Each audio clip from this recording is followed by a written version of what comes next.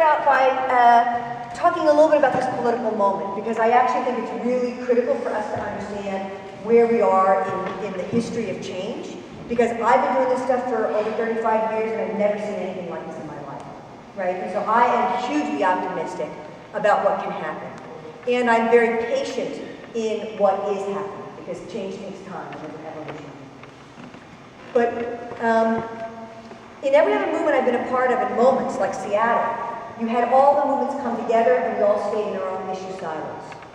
But what happened in this moment that was really kicked off by the man in Tunisia who self-immolated because he was not able to sell his wares to the vendor in political protest, ignited a people-powered revolution in Tunisia that overthrew their leader, that spread across to Egypt, that spread across the region. We all watched it. I invite everybody not seeing that.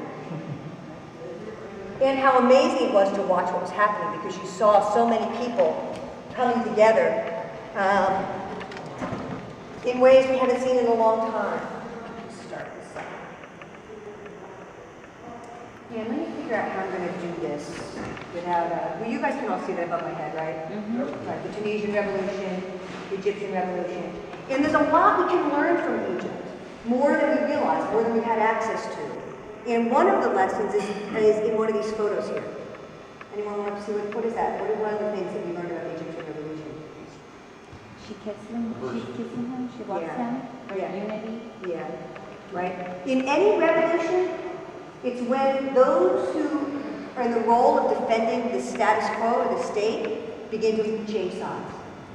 That's a really critical thing to understand, and that's one reason why I'm actually a nonviolent activist, because there are so many guns in this country that they control, right? That we're going to get slaughtered, is my opinion. So I'm looking for other ways.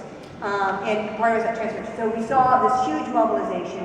And again, the thing that was important about that, which was also the same thing that was important about Wisconsin, is that people didn't come together from their own little issue thing. They came together as a whole, and they took together as the community as a whole, right? People organized sanitation, people organized medical, people organized legal support, right? And that's a common theme that we have to understand is foundational to this moment. Self-organizing to take care of basic needs of our communities.